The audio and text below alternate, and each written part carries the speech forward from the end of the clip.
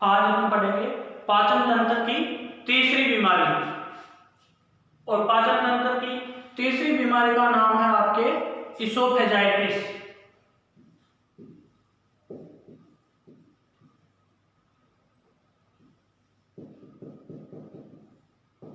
Oesophagitis को हिंदी में कहते हैं गर्शिका का शौथ।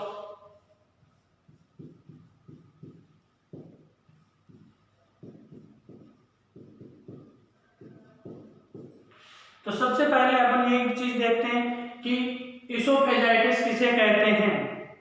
तो इसोफेजाइटिस का मतलब होता है गर्शिका का शौथ। तो गर्शिका की म्यूकस मेम्ब्रेन या गर्शिका की सूजन को ही क्या कहते हैं, इसोफेजाइटिस या गर्शिका का शौथ कहते हैं। तो इसकी परिभाषा लिखिए आप।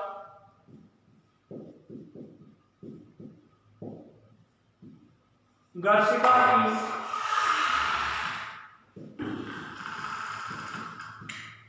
श्लेष्मा झिल्ली या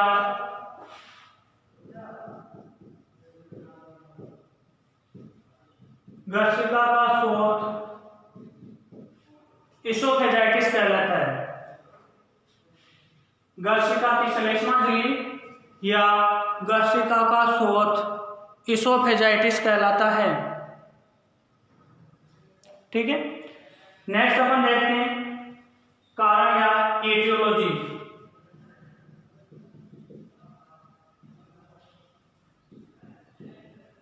एटियोलॉजी या रोग कारक। इसोफेजाइटिस नामक बीमारी है जो किन कारणों की वजह से पशु में होती है। तो सबसे पहले आपके रासायनिक पदार्थ, कई प्रकार के केमिकल होते हैं, उन केमिकल की वजह से पशु के इसोफेगस के म्यूकस मेम्ब्रेन या इसोफेगस का इन्फ्लामेशन हो जाता है। रासायनिक पदार्थ जैसे एसिड है, बेस है, फॉर्मेलिन है, कई प्रकार के अम्ल, क्षार और फॉर्मेलिन, ये कई प्रकार के रसायन ऐसे होते हैं जिनकी वजह से पशु के इसोफेगस की म्यूकस मेम्ब्रेन है उसका इन्फ्लामेशन हो जाता है। ठीक है, दूसरा कारण है अत्यधिक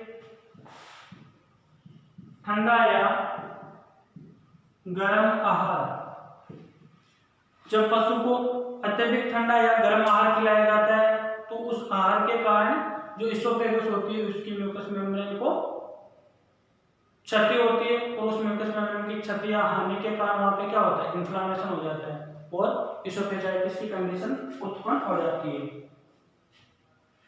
कई बार क्या करते हैं, जब पशु को अपन सूखा कूड़ा या गीला कूड़ा आहार वगैरह कुछ भी डालते हैं तो उसमें कई प्रकार की धारदार और नुकीली वस्तुएं जैसे कील है, ऑलफिन है, सुई है, कोई ब्लेड का टुकड़ा है, चाकू का टुकड़ा है, ये क्या होता है कि वो पशु आहार के साथ में खा लेता है। खाने के बाद में वो मुंह में, तो कई बार क्या है पशु बहुत ही कम चबाता है, पहले जो भी आहार मिलता है उसको निगलने की कोशिश करता है। तो मान लो मुंह में उसने निगल लिया, गर्दन में भी निगल लिया, लेकिन गर्शिका में जाकर वो फंस गया या वहां पे कोई किसी भी प्रकार की रुकावट हो गई, उसके कारण वहां पे म्यूकस मेम्ब्रेन को क्या हो गया, चोट लग गई।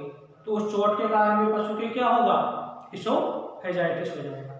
नुकीली वस्तुएं,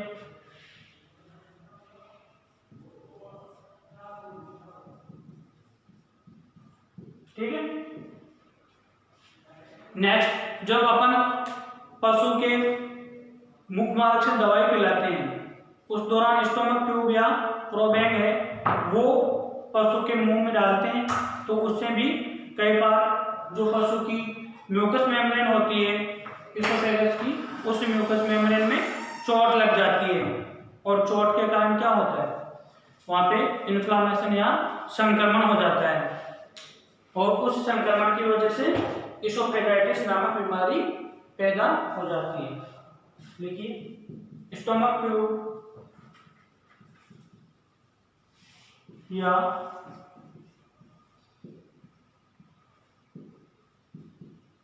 प्रोवेन के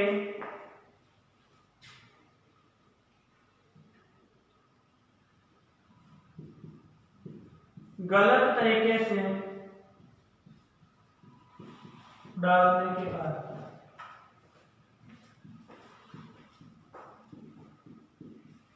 क्या होता है, पशु के इसोफेजाइटिस या गर्सिका का शोथ हो जाता है। कई बार स्टोमेटाइटिस हो जाता है और गैस्ट्राइटिस नामक बीमारी हो जाती है।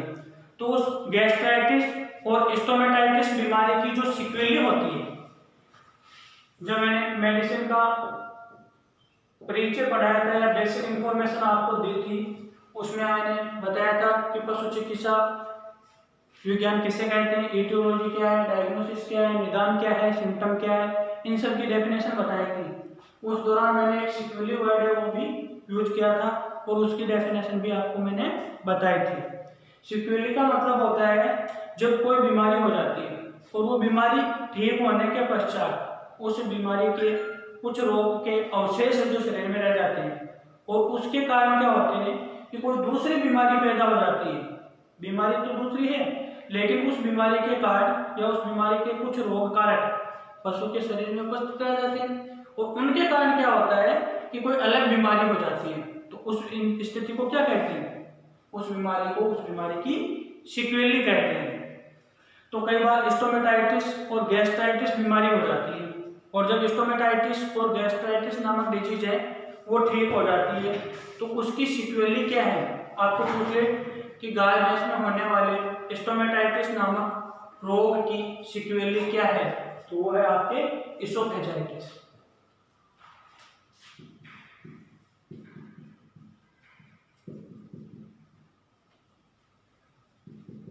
स्टोमेटाइटिस या गैस्ट्राइटिस की सिक्वेली के रूप में भी स्टोमेटाइटिस या गैस्ट्राइटिस की सिक्वेली के रूप में भी आपके इसोफेजाइटिस नामक रोग हो सकता है। इसके अलावा एक लार्वा और लिखवा रहा हूं मैं आपको, बहुत ही इंपॉर्टेंट है, परजीवी है, हाइपोडर्मा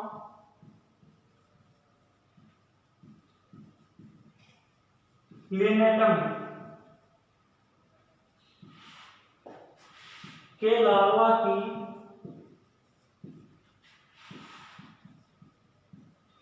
गर्सिका की भित्ति में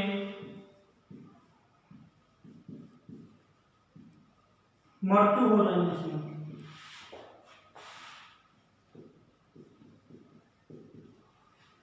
हाइपोड्रोमा लिनेटम के लार्वा की गर्सिका की भित्ति में मृत्यु हो जाने के कारण भी क्या होता है, इसोफेजाइटिस हो जाता है।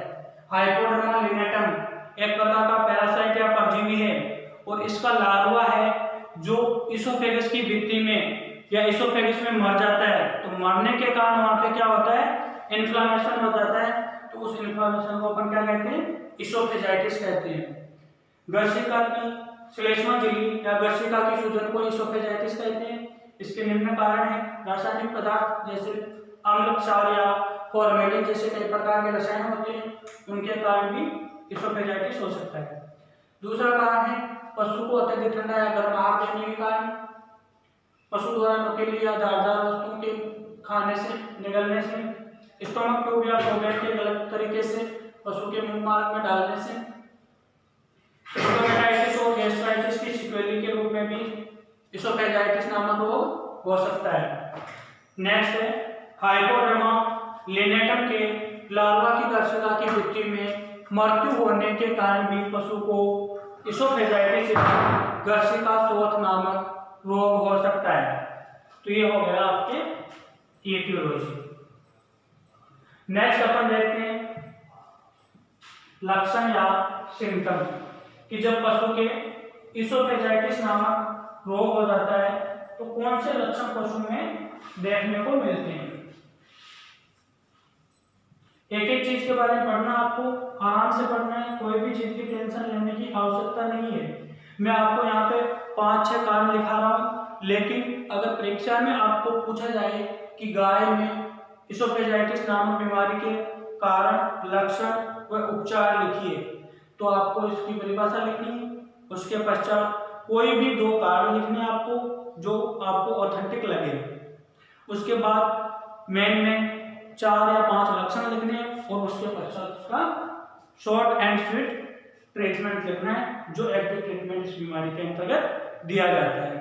ये डाइजेस्टिव सिस्टम की जितनी भी बीमारियां होती हैं उन बीमारियों में पशु की जहाँ तक है मौत होने की संभावनाएं है वो बहुत ही कम होती है, क्योंकि 4-5 दिन में डाइजेस्टिव सिस्टम से संबंधित बीमारी है वो अपने आप ही ठीक हो जाती है। लेकिन अगर अपन उसका ध्यान ही नहीं देते हैं, उपचार नहीं करते लंबे समय तक, तो उसमें पशु की मौत क्यों होती है? वीकनेस के कारण या वो इन्फेक्शन है जो ज़्यादा बढ़ने के कारण होता है। तो इसलिए जो पाचन तंत्र की बीमारियां होती हैं उनमें ज़्यादातर सपोर्टिव और सिम्टोमेटिक ट्रीटमेंट है वो दिया जाता है।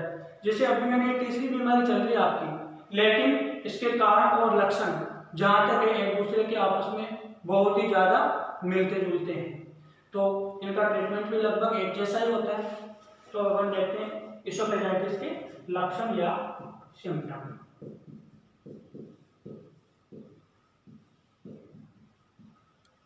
अब ये चीजें आपको पढ़ने से पहले ये भी पता होना चाहिए कि एटियोलॉजी किसे कहते हैं, सिम्टम किसे कहते हैं, डायग्नोसिस किसे कहते हैं, ट्रीटमेंट किसे कहते हैं, प्रिवेंटेशन क्या है। तो इन सब चीज़ों के बारे में आपको पता होना चाहिए और इनके बारे में मैंने आपको मेडिसिन में पहले की क्लास में उनमें बता दिया था। ठीक है। लक्षण में मतलब सबसे पहले अपन देखते हैं कि पशु के इसोफेगस में क्या है, इन्फ्लामेशन है। तो इसोफेगस में इन्फ्लामेशन होने के कारण पशु नहीं तो कोई पदार्थ खाद्य पदार्थ खाने की कोशिश करता है और नहीं उसको निगल पाता है। खाने की कोशिश इसलिए नहीं करता है क्योंकि पशु के मुंह में, मुखगुआ में और गर्सिका में क्या होता है, दर्द होता है। तो उस दर्द के कारण पशु के कुछ भी खाने की इच्छा नहीं होती है। अगर वो कुछ खा भी लेता है तो उस खाए हुए पदार्थ को निगल नहीं पाता है।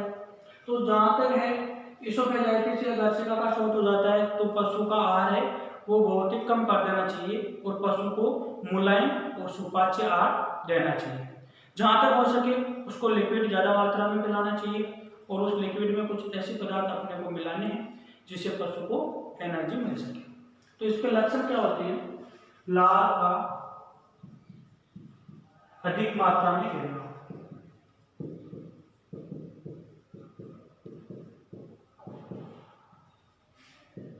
यानी उसका सैलाइवेशन है बहुत ही तेज हो जाता है, लार अत्यधिक मात्रा में गिरती है।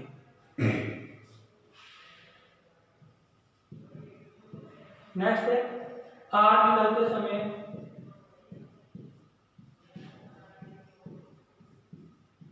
पशु के दर्द होता है। इसोफेगस में इन्फ्लेमेशन है तो आहार स्टोमक में या आमाशय में जाएगा तो इसोफेगस के माध्यम से जाएगा तो पशु को आहार निगलते समय दर्द होता है। नेक्स्ट है कई बार आहार खांसी के साथ बाहर भी आ जाता है।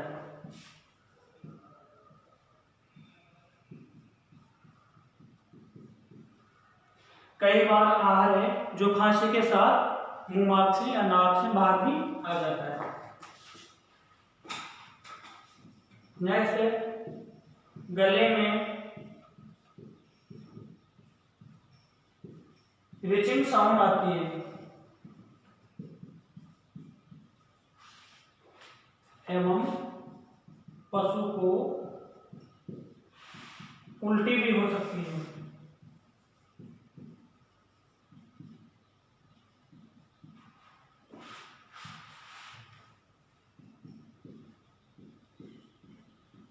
यानी जब इसोफेगस में किसी प्रकार की रुकावट आ जाती है या इसोफेगस में इन्फ्लेमेशन हो जाता है तो मान लो ये इसोफेगस है, इसकी मोटाई इतनी थी, इसका व्यास इतना था, लेकिन इसमें क्या हो रहा है, इन्फ्लेमेशन हो गया।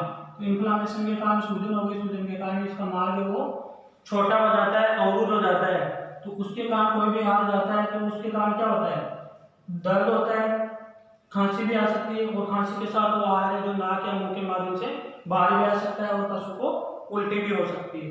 और इसोफेगस से क्या होती है, रीचिंग साउंड का मतलब है बहुत तेज आवाज आती है, बहुत तो जब इसोफेजाइटिस गंभीर स्थिति में होता है तो उस दौरान क्या होता है कि इसोफेगस से बहुत तेज मात्रा में आवाज आती है, बहुत तेज साउंड सुनाई देती है। ठीक है, कई बार इसमें मान लो कि इन्फ्लामेशन बहुत ज़्यादा हो जाता है और उस इन्फ्लामेशन के कारण क्या होता है कि ये जो इसोफेगस है उसकी भित्ति फट जाती है।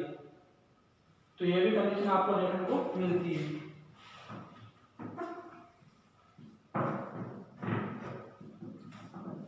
गर्शिका के फट जाने पर उस स्थान पर सूजन आ जाती है।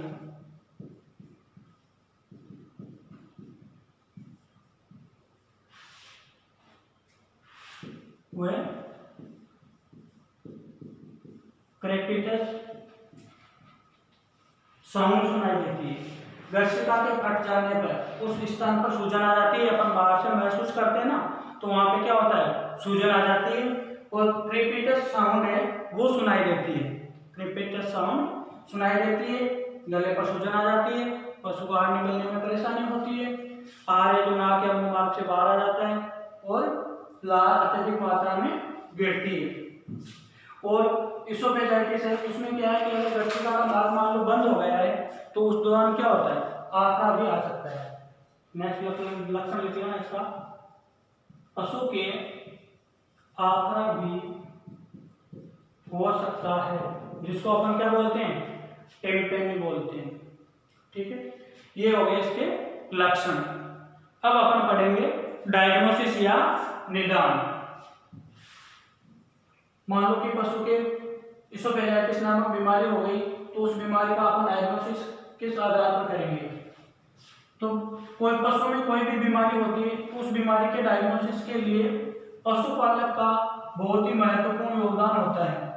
तो पशुपालक से पशु की हिस्ट्री लेते समय बहुत ही ज़्यादा सावधानी रखनी चाहिए और जहाँ तक हो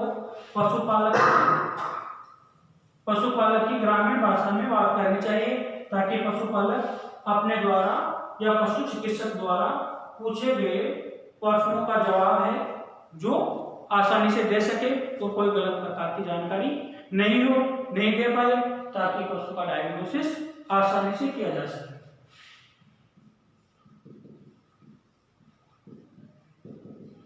डायग्नोसिस का मतलब होता है निदान।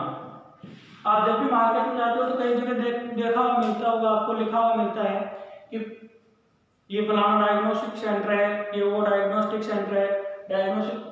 डायग्नोसिस सेंटर का मतलब ये होता है कि वहां पर बीमारी को पहचान कर निर्धारित किया जाता है कि मनुष्य में किस प्रकार की बीमारी है या कौन सा रोग है।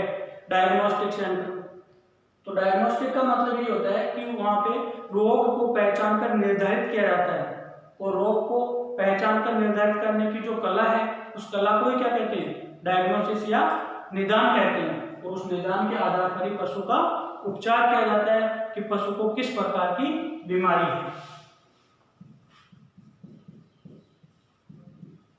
अकॉर्डिंग टू सिम्टम,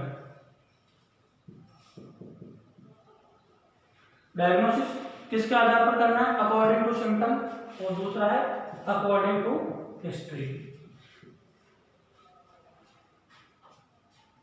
और तीसरा है कि इसोफेगस में अपन डायग्नोसिस कैसे करेंगे कि पशु के माउथ गैग लगाएंगे, माउथ गैग लगाकर पशु का मुंह खोलेंगे, मुंह खोलने के पश्चात अपन टॉर्च वगैरह जला के देखेंगे कि पशु के इसोफेगस में कोई वस्तु या खाद्य पदार्थ फंसा हुआ तो नहीं है। उसको अपन हाथ से बाहर से छू के भी महसूस कर सकते हैं। मुख गुहा का निरीक्षण करते हैं। मुख गुहा का निरीक्षण करके भी इसका डायग्नोसिस किया जा सकता है। दूसरा पॉइंट आपके डिफरेंशियल डायग्नोसिस यानी विभेदात्मक निदान। कई बीमारी ऐसी भी होती है जिनके लक्षण है जो आपके इसोफेजाइटिस से काफी मिलते जुलते हैं, तो उस बीमारी को और इसोफेजाइटिस को अपने को अलग अलग पहचान करनी है कि इसमें इसोफेजाइटिस है या फेरेंजाइटिस है या इसोफेजियल ओब्स्ट्रक्शन है। ओब्स्ट्रक्शन का मतलब होता है रुकावट। तो वो कौन सी है या ऐसी कौन सी बीमारियां हैं जिनसे अपने को डिफरेंशियल डायग्नोसिस करना है। क्वेश्चन सीधा सीधा पूछ लेता है कि इसोफेजाइटिस का किन किन बीमारियों से डिफरेंशियल डायग्नोसिस करना चाहिए। एक नंबर का क्वेश्चन आ गया, तो वो भी आपको पता होना चाहिए। डिफरेंशियल डायग्नोसिस, फेरिंजाइटिस और इसोफेजियल ऑब्स्ट्रक्शन।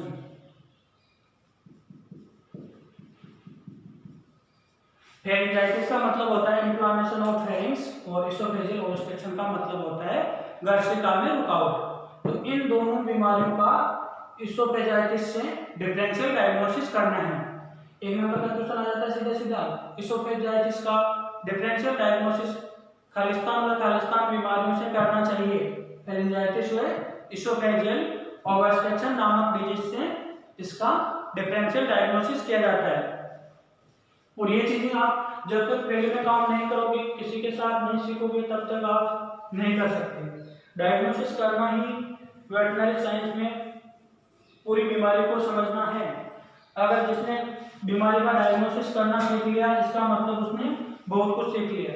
जब तक आपको ट्रीटमेंट पता है कि आप इसोफेजाइटिस बीमारी है तो उसमें ये ट्रीटमेंट देना है, मिल्क प्योर में ये ट्रीटमेंट देना है, कीटोसिस में ट्रीटमेंट देना है, लेकिन जब तक आपको डायग्नोसिस करना नहीं आएगा तब तक वो आपका ट्रीटमेंट किसी भी काम का नहीं है। क्यों नहीं है? क्योंकि मान लो आप इसोफेजाइटिस का ट्रीटमेंट आपको पता है, लेकिन पशु के मिल्क प्योर नामक बीमारी हो रही है और आप इसोफेजाइटिस का ट्रीटमेंट वहां पे दे रहे हो, तो वो कुछ काम करेगा? नहीं करेगा। इसलिए कोई भी बीमारी हो, सबसे पहले उस बीमारी का डायग्नोसिस या निदान करना या डायग्नोसिस करना आना बहुत ही अनिवार्य है। अब बात करते हैं अपन ट्रीटमेंट या उपचार की। ट्रीटमेंट या उपचार, मान लो कि आपके पशु को इसोफेजाइटिस नामक बीमारी हो गई, तो उस पशु को सबसे पहले आप क्या उपचार दोगे? तो सबसे पहले तो कोई सी भी बीमारी हो, उस बीमारी का डायग्नोसिस करना। सबसे पहले अपन पशु को, जैसे पशुपालक अपने पास लेकर आता है या बुलाता है घर पे, तो सबसे पहले अपन जाते ही क्या करते हैं? पशु को देखते हैं, उसके आसपास के वातावरण को देखते हैं, उसकी एक्टिविटी देखते हैं, उनकी दैनिक क्रियाएं देखते हैं कि कैसा गोबर कर रहा है, कैसा यूरिन कर रहा है, किस माध्यम से कर रहा है, इसमें अलग से क्या साइन है जो अपने को दिख रहे हैं।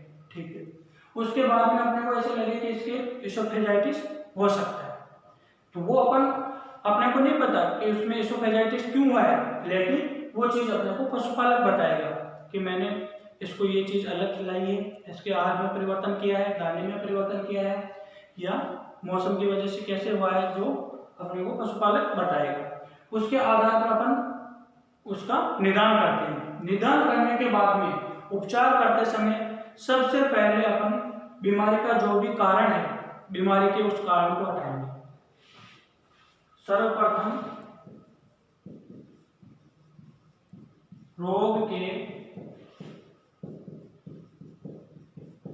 रोग कारक को हटाएं। जब तक आप उपचार कर रहे हो और रोग के रोग कारक को नहीं हटाओगे, तब तक वो पशु उस बीमारी से ठीक नहीं हो सकता। तो पशु को जल्दी ठीक करने के लिए सबसे पहले उस रोग का जो भी रोग कारक है उसको वहां से हटाना है। हटा दें, ठीक है। उसके पश्चात 2-3 दिन तक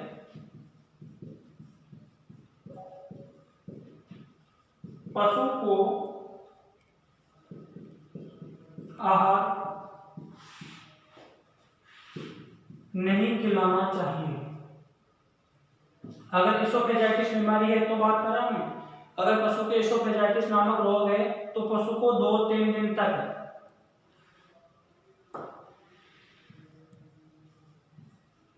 पशु को आहार नहीं खिलाना चाहिए। तो पशु जिंदा कैसे रहेगा? उसके लिए पशु को अपन क्या करते हैं, तरल पदार्थ पिलाना चाहिए और फ्लूइड थेरेपी लगाते हैं। 2-3 दिन तक पशु को आहार नहीं खिलाना चाहिए तथा तरल पदार्थ पिलाना चाहिए।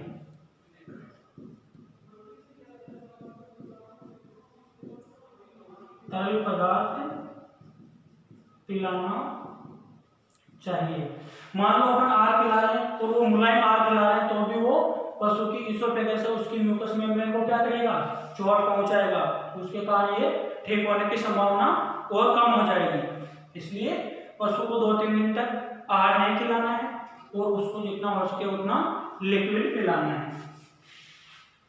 उसके अलावा पशु को क्या करना है, फ्लूइड थेरेपी देनी है।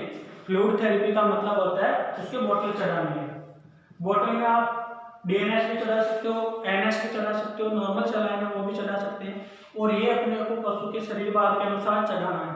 अगर छोटा पशु है तो उसको 200-300 ml चढ़ानी है, 500 ml चढ़ानी है। और बड़ी अगर गाय भैंस है तो उसको अपन 1000 से 1500 ml तक भी फ्लूइड थेरेपी दे सकते हैं। और फ्लूइड थेरेपी हमेशा आईवी दी जाती है। आईवी का मतलब मैंने आपको पहले ही बताया था, इंट्रावीनस, यानी ये फ्लूइड थेरेपी हमेशा नस में दी जाती है। और नस में भी कौन सी नस में दी जाती है, जुगुलर वेन में दी जाती है। फ्लूइड थेरेपी पशु की जुगुलर वेन में, गाय भैंस की जुगुलर वेन में आईवी इंट्रावीनस दी जाती है। ठीक है। उसके बाद इसमें लक्षण में अपन ने देखा था कि जब पशु की एसोफेजाइटिस हो जाता है तो क्या होता है, लार अत्यधिक मात्रा में गिरती है। तो उस लार के सीक्रेशन को कम करने के लिए अपन क्या करते हैं, एट्रोपिन सल्फेट का इंजेक्शन लगाते हैं। Injection atropine sulphate. और ये एट्रोपिन सल्फेट एक गाय के लिए बता रहा हूँ आपको 10 ml देना है कम से कम। और ये देना आपको इंट्रामस्कुलर। कोई भी इंजेक्शन आप किसी भी पशु के लगा रहे हो, लगाने से पहले उसको लगाने का रूट है वो अवश्य देख लेना कि उस इंजेक्शन को आप किस किस मार्ग से दे सकते हैं, IM, IV, सबकट या इंट्राओसियस, कौन सा मार्ग हो उसका। या कई इंजेक्शन ऐसे भी होते हैं जिनके तीनों मार्ग होते हैं, इंट्रावेनस भी होता है, सबकट भी होता है, इंट्रामस्कुलर भी होता है। तो वो चीज अपने को देख के फिर लगाएं। एट्रोपिन सल्फेट क्या करता है कि जो इसोफेगस के मूवमेंट होते हैं, स्पाज्म होते हैं, ऐंठन वगैरह होती है, उसको भी कम करता है। और जो लार होती है उसके स्राव को भी कम करता है। उसके बाद में अपन सेकेंडरी इन्फेक्शन को रोकने के लिए क्या करते हैं, एंटीबायोटिक इंजेक्शन लगाते हैं। एंटीबायोटिक इंजेक्शन, एंटीबायोटिक इंजेक्शन में आप एम्पिसिलिन है, पेनिसिलिन है, ऑक्सीटेट्रासाइक्लिन है, टेट्रासाइक्लिन है, इसमें से कोई सा भी एक एंटीबायोटिक है जो पशु को लगाना है। एंटीबायोटिक इंजेक्शन ऑक्सी टेट्रासाइक्लिन,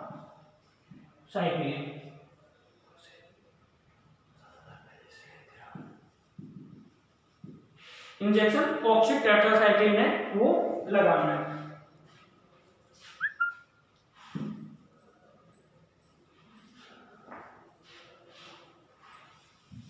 इसके अलावा एंटीबायोटिक इंजेक्शन अपन ने दे दिया सेकेंडरी इन्फ्लेमेशन को रोकने के लिए कि उसमें इसोफेजाइटिस के कारण सेकेंडरी इन्फेक्शन नहीं हो। इसके अलावा यहाँ पे क्या है, शोथ या सूजन है, तो इसको कम करने के लिए क्या करते हैं, anti inflammatory injection. Anti inflammatory injection जैसे नसेड वगैरह होते हैं वो देने अपने को, NS। नसेड का मतलब होता है non steroid anti inflammatory drugs. Example के रूप में आप लिख सकते हो एनिफ्लेम आता है, NP है, एनार्जिन है। ये इंजेक्शन एंटी इन्फ्लामेटरी इंजेक्शन या नसेड होता है, वो क्या करता है कि वहां पे दर्द होता है उसको भी कम करता है और सूजन को भी कम करता है। तो ये दो काम करता है।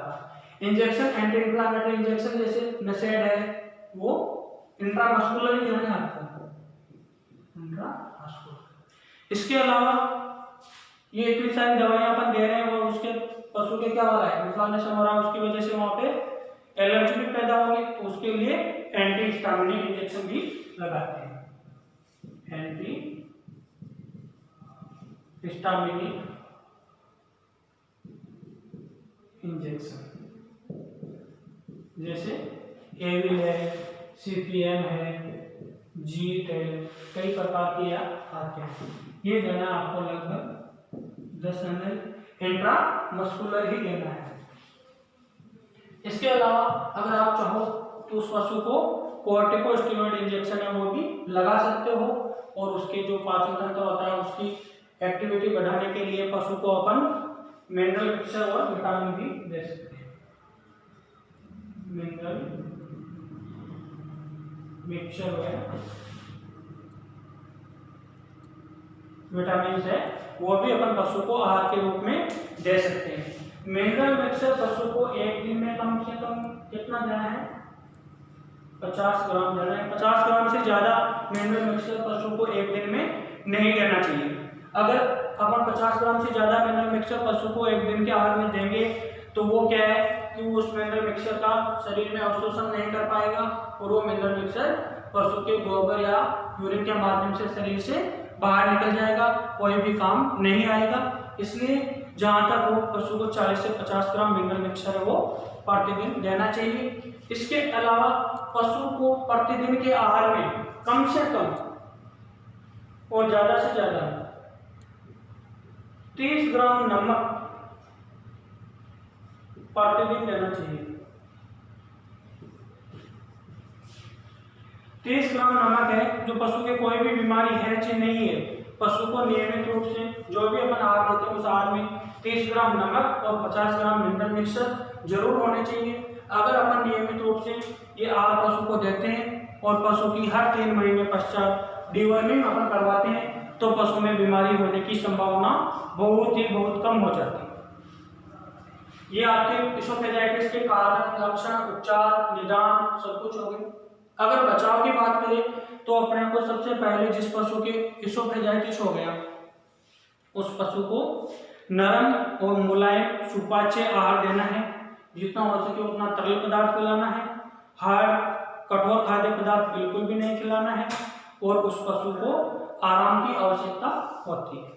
अगर मान लो आपने ये उपचार दे दिया पशु को और फिर भी पशु ठीक नहीं हो रहा है तो उसका एकमात्र इलाज है पशु की शल्य चिकित्सा या सर्जरी करना। सर्जरी ही एकमात्र इस प्रकार की बीमारी का इलाज होता है। अगर अपन इसका नॉर्मली उपचार करते हैं, कुछ उपचार से पशु ठीक हो जाता है तो ठीक है, और अगर ठीक नहीं हो पाता है तो पशु की शल्य चिकित्सा द्वारा उस बीमारी से निजात दिलाया जाता है। धन्यवाद।